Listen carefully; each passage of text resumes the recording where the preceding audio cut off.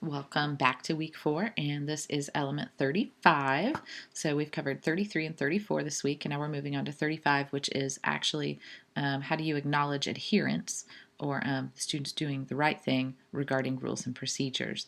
So the teacher will consistently and fairly acknowledge adherence to rules and procedures would be the standard you're working toward.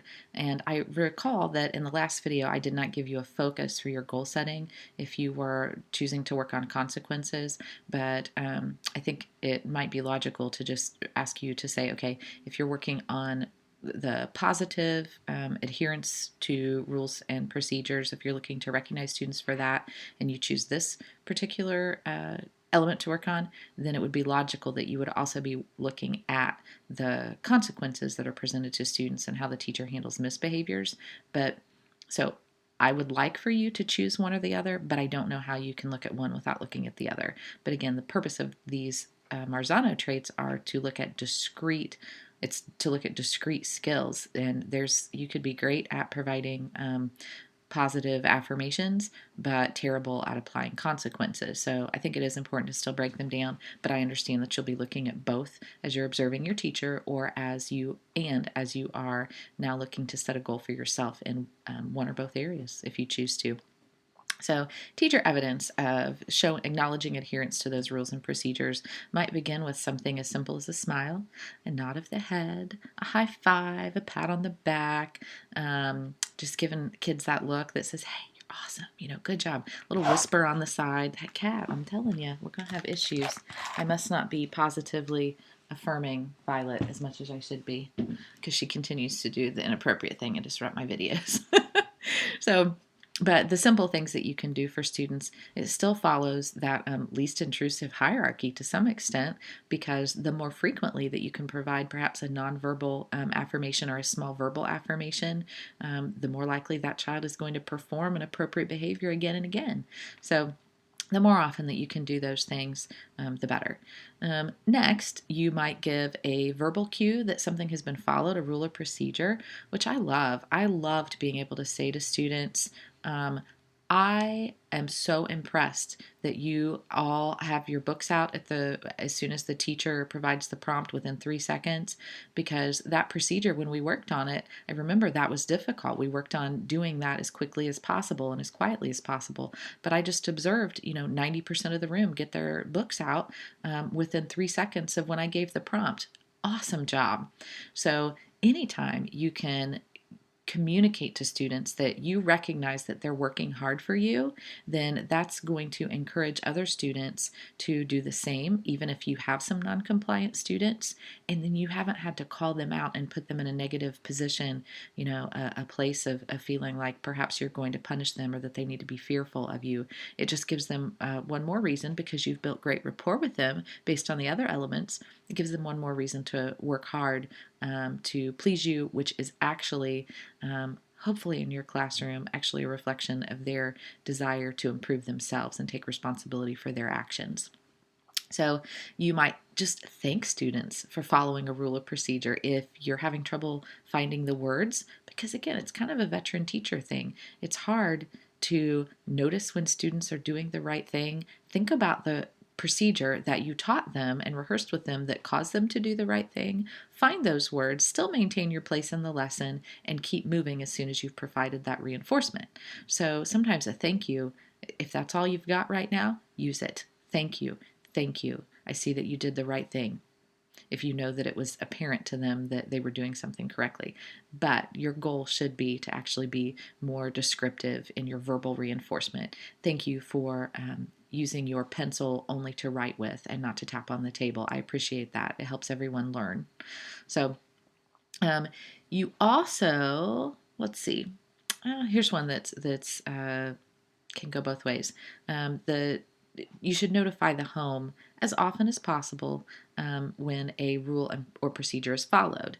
I think that to a new teacher can be misleading because it doesn't mean that every day you're sitting home a note for every student that they followed this rule or followed that procedure.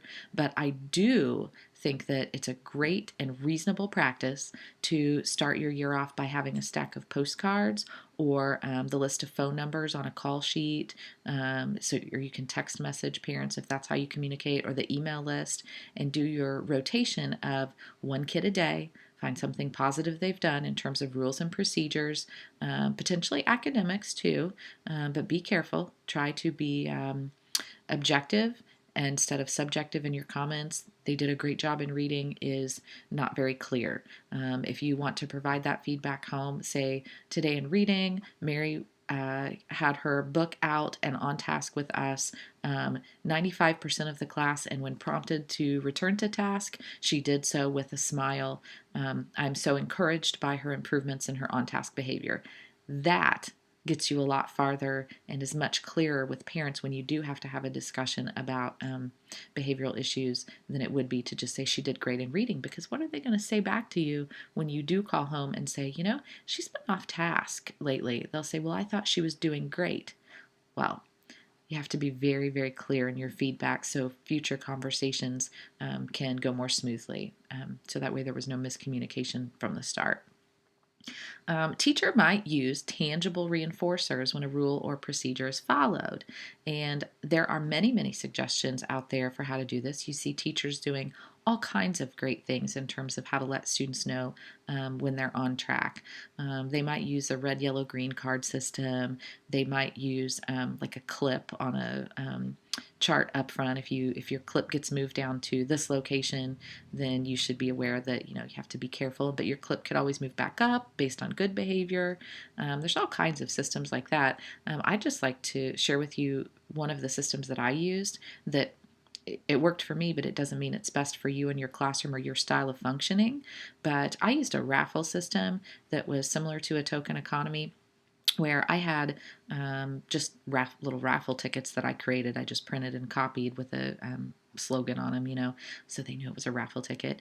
And I had student helpers that were responsible for handing out raffles during certain portions of the class. So if by the end of class, let's see, actually about every 10 minutes, I think, because I was using this with middle school at this point. About every 10 minutes, I gave them a quick brain break, or I shifted gears in a transition, and I would say raffle, raffle check. And that student knew that they could go around the room and give everyone their 10 raffle tickets or I'm sorry, not their 10, but their single raffle ticket if they had the next item up and ready on their desk that I asked them to prepare during that brain break. So if I said, we're done with this 10 minutes of instruction, I'd like for you to turn your worksheet into the box, which I didn't usually use worksheets, but I've got to give you a visual you can recognize.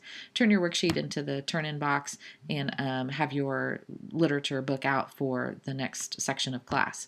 Then I could prepare my materials during that class time, and I had a student helper who had the raffle tickets, and he could move about the room, and he would just say paper and book, and then he'd give them their raffle ticket for doing the right thing. Didn't take anything away, just gave it to them. So different scenarios like that, students could receive a raffle ticket. I would give raffle tickets throughout class when I caught students being good. I didn't accompany it with much verbal because I was doing the instructing. I had to keep moving. But students knew if I was wandering near them and they were doing the right thing, they might get a raffle ticket. So long story, not so short, those were some ways that students could be rewarded for adhering to rules and procedures and doing the right thing.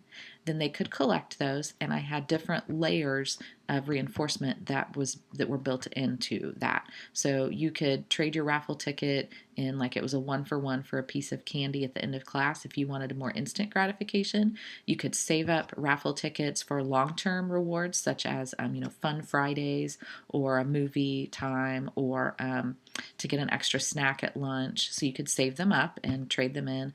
And I also have, for those students who were more adventuresome, I had a raffle jar at the back, and you could choose, again, whether you chose instant gratification, the long term saving up, or you could put a raffle ticket or 2 or 3 or 5 in every week, as many as you felt like you wanted to use waste. And you could put them in there. And at the end of the week, I would do raffle drawings and I would choose like 3 students at the end of the week, and you got a Coke if that's what you wanted. So try to have layers of reinforcers that work for students who can't wait, students who earn so many that they have different outlets for them to actually use their rewards, and then for those students who like to save up for something big.